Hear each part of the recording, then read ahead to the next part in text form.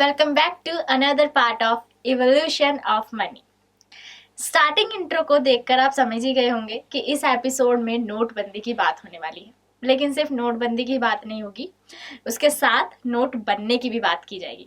मतलब भारत में paper currency कैसे आई ये जानेंगे। एक्चुअली पेपर मनी की कहानी थोड़ी लंबी होने वाली है, इसलिए हमने इसे पॉइंट वाइज पॉइंट एक्सप्लेन करने की कोशिश की है और इसे अंत तक ज़रूर सुनिएगा एंड आई एम श्योर आपको बहुत से इंटरेस्टिंग फैक्ट्स जानने को मिलेंगे। तो चलिए शुरुआत करते हैं।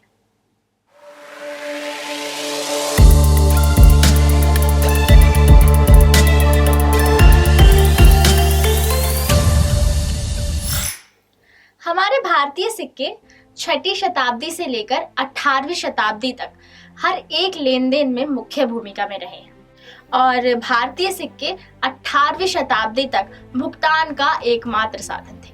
और देखा जाए तो प्राचीन भारत के साथ साथ मिडिल ईस्ट के चीन और लिडियन भी दुनिया के पहले लोग थे जिन्होंने सिक्के जारी किए थे। जो लोग लिडियंस के बारे में नहीं जानते उनके लिए यह बताते चले कि लिडियंस पश्चिमी अनातोलिया के एक क्षेत्र लिडिया में रहने वाले अनातोलियन लोग थे। आमतौर पर हम इन्हें स्पाडास के नाम से भी जानते हैं। खैर, इसके साथ साथ चलन में आया हुंडी का कॉन्सेप्ट। इसे उस समय का एक और नया इन्वेंशन कह सकते हैं जो लंबी दूरी के लेन देन के लिए जारी किया जाता था, जिसमें एक व्यक्ति द्वारा अनकंडीशनल ऑर्डर को रिटर्न फॉर्म में एक सम ऑफ अमाउंट पे करने के लिए लिखा जाता था, जिसे हुंडी का नाम दिया गया। और हुंडी का इतिहास तो करीब 12वीं शताब्दी तक पीछे जाता है। इतनी पुरानी तो नहीं, पर ब्रिटिश टाइम की कुछ हुंडियां ऐसी दिखती थी। इनका उपयोग ज्यादातर इंडिजीनियस बैंकर्स चेक या बिल ऑफ एक्सचेंज के रूप में एक ऑप्शन के तौर पर इस्तेमाल करते थे। चूंकि वह एक अनौपचारिक व्यवस्था थी, यानी इसका कोई लीगल स्टैंड नहीं था, इसलिए इसे इनफॉर्मल सिस्टम माना जाता था। और जब तक ब्रिटिश ईस्ट इंडिया कंपनी ने भारत में अपने ट्रेडिंग सिस्टम को एक्सपैंड करने की कोशिश नहीं की, तब तक कागजी मुद्रा ने भारत की अर्थव्यवस्था में कोई भूमिका नहीं निभाई। 1760 के दशक में बंगाल के ब्रिटिश प्रशासन के तहत उत्तर भारत में कुछ अनस्टेबल इकोनॉमिक सिचुएशन ने पेपर मनी की अवधारणा की शुरुआत की। और यह इकोनॉमिक इनस्टेबिलिटी कैसे पैदा हुई? ब्रिटिश ईस्ट इंडिया कंपनी की विस्तारवादी रणनीतियों की वजह से, यानी एक्सपेंशनिस्ट पॉलिसीज के परिणाम स्वरूप, जिसके कारण बंगाल में बुलियंस यानी सोना और चांदी की कमी हो गई थी, जिससे आने वाले क्रेडिट क्राइसिस को कम किया जा सके।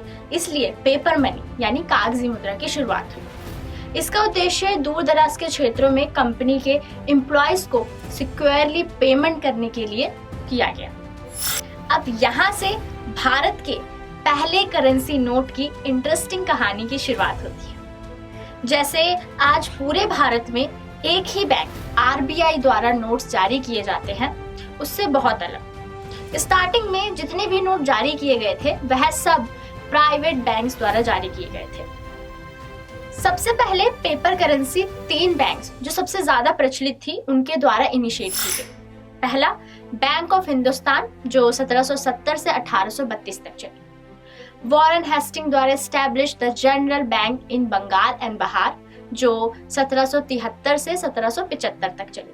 और बंगाल बैंक जो 1784 से 1791 तक चली। हालांकि ईस्ट इंडिया कंपनी गवर्नमेंट ने इन नोट्स को कानूनी तौर पर मान्यता नहीं दी थी, मतलब ऑफिशियली रिकॉग्निशन नहीं दी।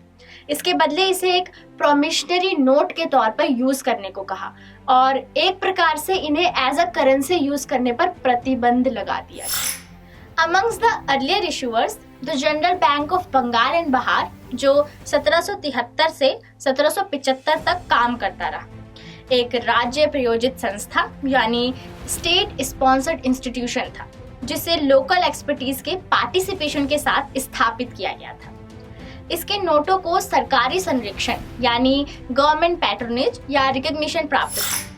ये बैंक सक्सेसफुल और प्रॉफिटेबल होते हुए भी बहुत कम समय तक चला और आधिकारिक तौर पर यानी ऑफिशियली बंद हो गया। दूसरा bank the bank of Hindustan जो 1770 से 1832 तक चला। इसकी स्थापना agency house of Alexander and company द्वारा की गई और ये बैंक विशेष रूप से सफल भी रहा। इस बैंक ने काफी विषमताओं का सामना करने के बावजूद अपनी मौजूदगी बनाए रखी। तीसरा, बंगाल बैंक, जिसमें ज्यादातर काम करने वाले ईस्ट इंडिया कंपनी के पुराने एम्प्लॉयज और ब्रिटिश नेशनल्स थे। मुख्यतः प्राइवेट बैंक होने के बावजूद शायद इस वजह से इस बैंक को भी ईस्ट इंडिया कंपनी का संरक्षण प्राप्त था। खैर, पेरेंट कंपनी की अपनी फाइनेंशियल मिसमैनेजमेंट के चलते 1832 के फाइनेंशियल क्राइसिस के आते आते ये तीनों बैंक सरवाइव नहीं कर पाए और एक एक करके बंद होते चले गए। इन तीनों प्राइवेट बैंक्स के फेलियर के बाद ब्रिटिश ईस्ट इंडिया कंपनी की सिचुएशन एक तरफ कुआं और एक तरफ खाई के जैसी थी। एक तरफ उन्हें टीपू सुल्तान के खिलाफ और कुछ दूसरी वॉर्स के लिए फाइनेंशियल सपोर्ट की बेहद आवश्यकता थी और दूसरी तरफ कोई भी बैंक चल नहीं पा रहा था। इन्हीं मजबूरियों के चलते ईस्ट इंडिया कंपनी को कुछ समय पहले 1806 में एक और बड़ा कदम उठाने के लिए और एक नया बैंक स्थापित करने के लिए मजबूर होना पड़ा। उस बैंक का नाम था द बैंक ऑफ कोलकाता। इसी को बाद में 1809 में द बैंक ऑफ बंगाल का नाम दे दिया गया। यह bank semi government presidency bank के रूप में स्टैब्लिश किया गया, जिसमें लगभग 20% इन्वेस्टमेंट सरकार द्वारा की गई थी, जिससे सरकार को इस बैंक के बोर्ड में 3 निदेशकों यानी बोर्ड मेंबर को नामांकित करने का अधिकार मिला और बंगाल के इस नए बैंक को करेंसी नोट जारी करने के लिए भी अधिकार दिया गया। इनफैक्ट बैंक ने कुल 1 करोड़ सिक्का रुपये के अपने बैंक नोट जारी किए। ये नाम सिक्का रुपये उस इंडियन रुपये के सिक्के से प्रेरित था जो ब्रिटिश ईस्ट इंडिया कंपनी द्वारा शासित प्रदेशों में पहले से ही सिक्के के रूप में प्रचलित हुआ। Now coming to the point, 1833 से द बैंक ऑफ बंगाल का ये सिक्का रुपये सभी प्रेसिडेंसी टाउन और विलेजेस में सिविल और मिलिट्री पेमेंट करने के लिए ऑथराइज्ड करेंसी माने जाने लगी। The reason is bank of Bengal एक सेमी गवर्नमेंट यूनिट थी। इसका मतलब यह था कि बैंक ऑफ बंगाल के ये नोट्स पहले के अन्य बैंकों की तुलना में वाइडली सर्कुलेट हो सकती थी और एक्सेप्ट भी की जा सकती थी। ओके, ये सबसे इंटरेस्टिंग और आश्चर्यजनक बात है कि यह शुरुआती नोट 10 से 20% ब्याज देने वाली प्रोमिशनरी नोट की तरह ही थी और यह सुनने में भले ही थोड़ा अटपटा सा लगे, लेकिन इन नोट्स को सिक्योरिटी रीजन की वजह से आधा आधा बांट दिया जाता था, जिसमें से एक आधा हिस्सा डाक के द्वारा भेजा जाता था और बाकी आधे हिस्से को पहले भेजे गए हिस्से की रिसिप्ट मिलने के बाद पोस्ट किया जाता था। पाने वाले को जब दोनों हिस्से प्राप्त हो जाते थे तो उन्हें एक साथ जोड़कर जितनी उसकी वैल्यू होती थी उस हिसाब से चांदी के रूप के सिक्कों के साथ आदान प्रदान के लिए प्रस्तुत किया जाता था। जैसे ही यह पूरा ट्रांजैक्शन कंप्लीट होता था तो नोट के हिस्से को आपस में जोड़कर कैंसिल का निशान लगा देते थे। साथ ही इसको दोबारा इस्तेमाल ना हो सके उसके लिए जहां सिग्नेचर होते थे उस हिस्से को फाड़ दिया जाता था, लेकिन उस नोट को संभाल कर रखा जाता था ताकि अकाउंटिंग प्रोसेस में एक एविडेंस के तौर पर इस्तेमाल कर सके।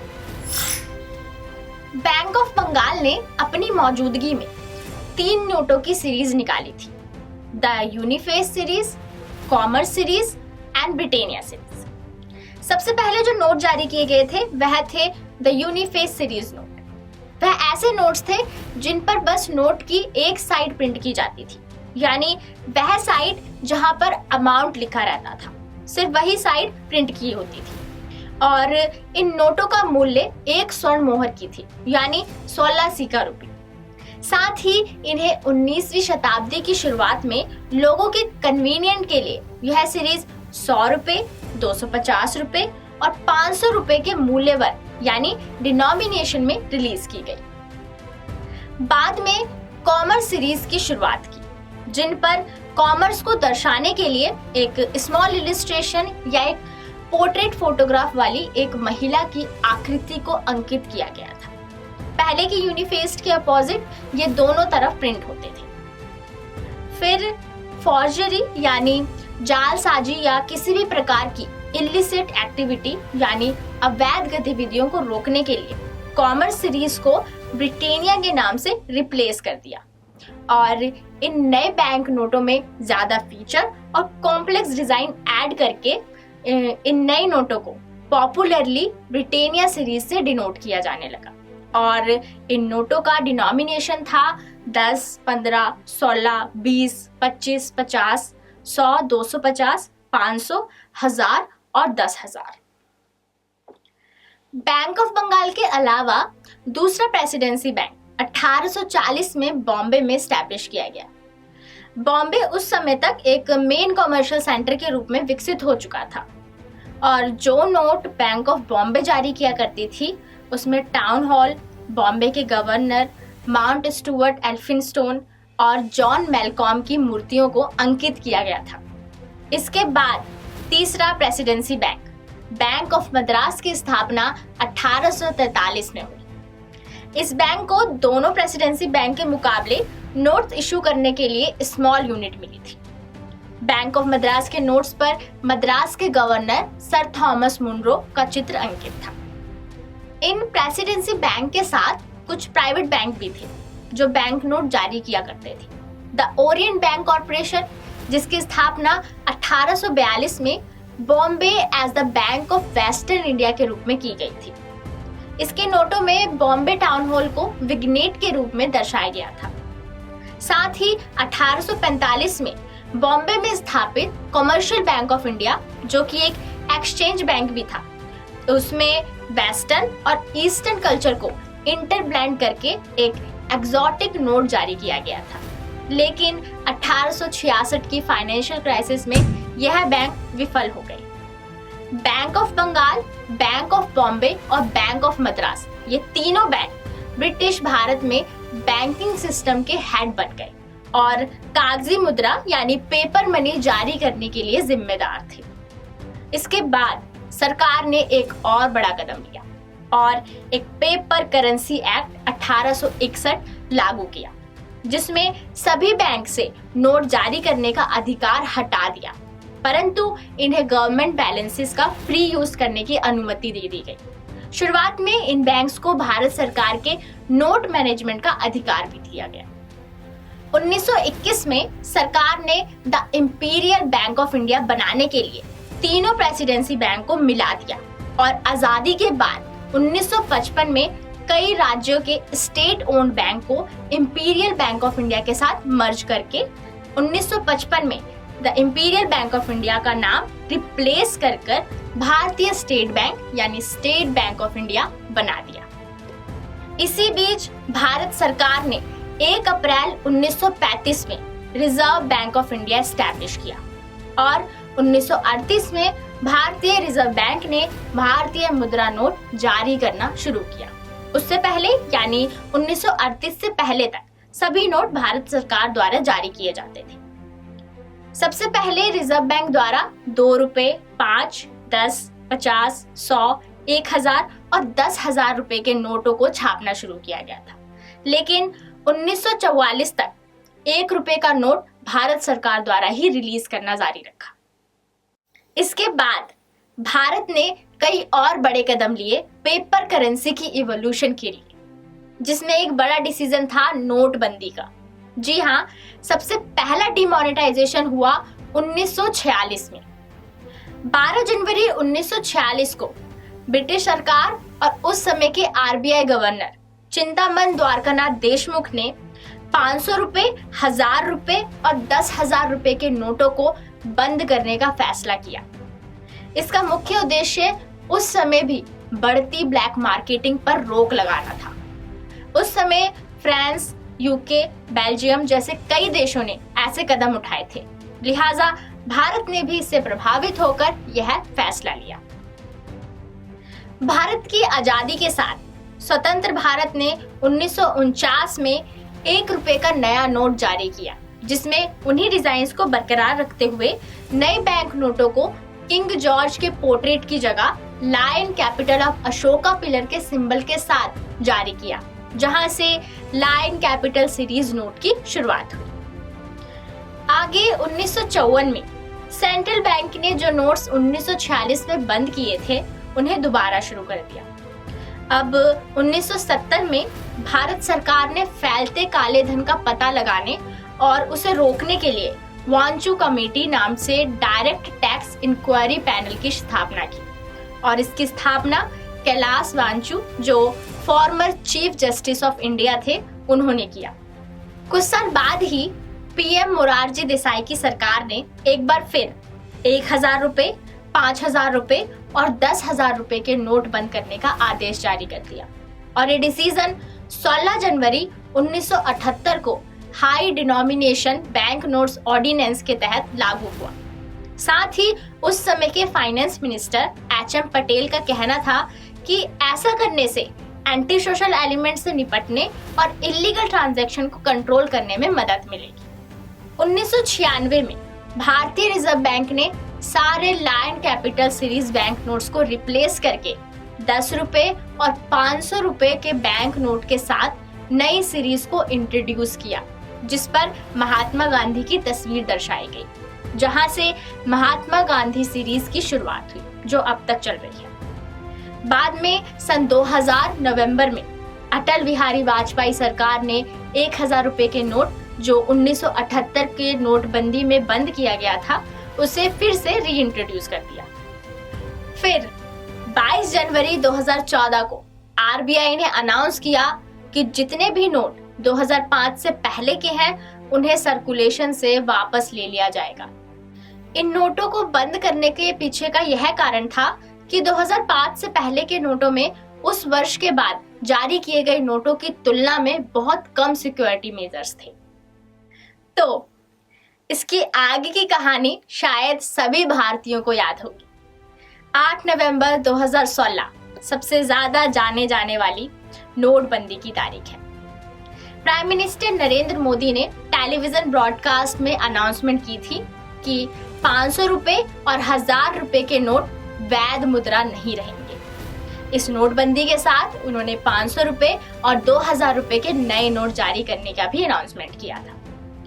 यह नोटबंदी भी ब्लैक मार्केटिंग पर रोक लगाने और टेररिस्ट एक्टिविटी के फंडिंग के लिए इस्तेमाल की जाने वाली नकली और अवैध कैश को रोकने के लिए किया गया था। 19 मई 2023 को आरबीआई ने अपनी क्लीन नोट पॉलिसी के तहत 2,000 रुपए के नोट को वापस लेने की घोषणा की और लोगों के पास बैंक या डेजिग्नेटेड आरबीआई ऑफिस में ऐसे नोटों को बदलने के लिए 30 सितंबर 2023 तक का समय दिया था। अब तक भारत में कुल 5 बार नोटबंदी की गई है और लगभग इन सभी का उद्देश्य इलिसिट फाइनेंशियल एक्टिविटी पर रोक लगाने के लिए किया गया था और आने वाले समय में भी आरबीआई ऐसे कदम उठा सकता है। हालांकि आम लोगों और इकोनॉमी की स्टेबिलिटी के लिए ही यह कदम उठाए जाते हैं। यह थी हमारी पेपर करेंसी की कहानी, पर करेंसी की ये कहानी यही समाप्त नहीं होती। इस चैनल के शुरुआती दिनों में हमने क्रिप्टो करेंसी पर बहुत से एपिसोड बनाए हैं। आई रिकमेंड उनमें से कुछ खास एपिसोड जिनकी प्लेलिस्ट का लिंक नीचे डिस्क्रिप्शन में मिल जाएगा, उन्हें अवश्य देखें। आगे आने वाले एपिसोड में हम भारत की अपनी डिजिटल करेंसी की बात करेंगे। हमारे इस प्रयास की सराहना के लिए कीजिए हमारी वीडियो को लाइक, भेजिए अपने कीमती सजेशन कमेंट सेक्शन में और इस इंफॉर्मेटिव वीडियो को कीजिए अपने सभी दोस्तों के साथ शेयर। तब तक के लिए मैं रिया शर्मा लेती हूँ आपसे इजाजत, फिर मिलेंगे।